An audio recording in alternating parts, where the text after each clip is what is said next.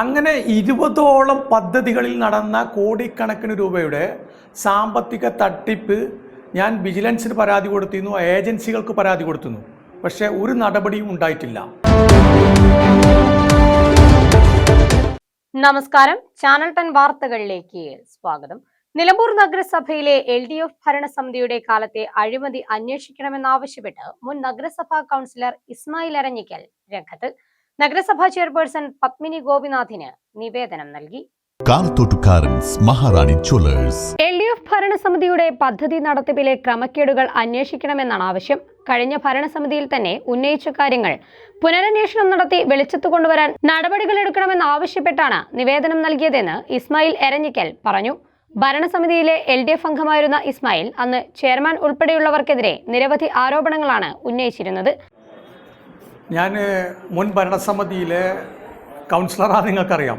കഴിഞ്ഞ ഭരണസമിതിയിൽ നടത്തിയ പദ്ധതികളിൽ മിക്ക പദ്ധതികളും കമ്മീഷന് വേണ്ടി സാമ്പത്തിക തട്ടിപ്പ് നടത്തിയെന്നുള്ള പരാതി ഉന്നയിച്ച ഒരു കൗൺസിലറാണ് കഴിഞ്ഞ ഭരണസമിതിയിൽ. അതിൻ്റെ അടിസ്ഥാനത്തിൽ പോലീസ് വിജിലൻസിനും ഏജൻസികൾക്കും ഞാൻ പരാതികൾ കൊടുത്തതാണ്. അതിൽ പ്രധാനപ്പെട്ട ഒന്ന് തന്നെയാണ് ചൂരക്കുളം നവീകരണത്തിൻ്റെ പേരിൽ വമ്പിച്ച സാമ്പത്തിക തട്ടിപ്പെടുത്തിയത്. രണ്ടാമത്തെ കാര്യമാണ് കുറ്റിക്കുരുമുളക് പദ്ധതിയിൽ കൊടുക്കുന്നത്. മൂന്നാമത്തെ ബയോപിന്. അങ്ങനെ 20ഓളം പദ്ധതികളിൽ നടന്ന കോടിക്കണക്കിന് രൂപയുടെ സാമ്പത്തിക തട്ടിപ്പ് ഞാൻ വിജിലൻസിന് പരാതി കൊടുത്തിരുന്നു, ഏജൻസികൾക്ക് പരാതി കൊടുത്തിരുന്നു. പക്ഷേ ഒരു നടപടിയും ഉണ്ടായിട്ടില്ല.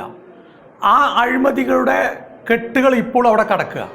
അപ്പോൾ പുതിയ ഭരണസമിതി വന്നത് ജനങ്ങൾ പ്രതീക്ഷയോടെയാണ് പുതിയൊരു ഭരണസമിതി കൊടുത്തിട്ടുള്ളത്.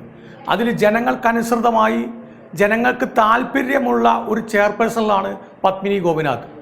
ഒരു അഴിമതിക്കും കൂട്ടുനിൽക്കാത്ത ജനങ്ങൾക്ക് വേണ്ടി പ്രവർത്തിക്കുന്ന ഒരു ജനകീയ ചെയർപേഴ്സണിന് മുമ്പാകെയാണ് ഞാൻ മുൻ കൊടുത്ത പരാതികളുടെ കെട്ടുകളും അതിന് പുനരന്വേഷണം നടത്തി ഈ പദ്ധതികളിൽ നടന്ന അഴിമതികൾ തികച്ചും കണ്ടെത്തിക്കൊണ്ട് ജനങ്ങളെ മുമ്പാകെ അവതരിപ്പിക്കുന്നതിന് വേണ്ടിയാണ് ഞാൻ ഈ പരാതി കൈമാറിയിട്ടുള്ളത്.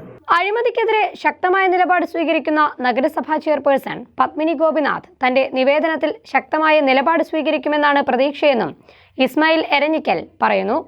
ചാനൽ 10 നിലമ്പൂർ.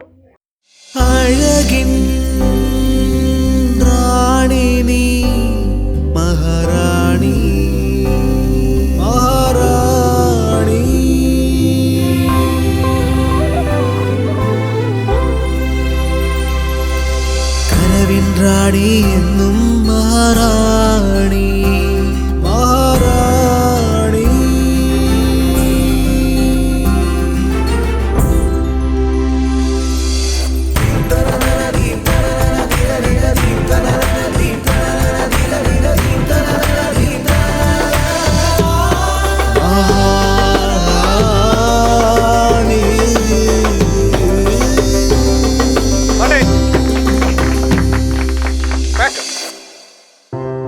അണിയുന്ന വസ്ത്രങ്ങൾ നല്ലതാണെങ്കിൽ ആരാണ് മഹാറാണി ആവാത്തത്?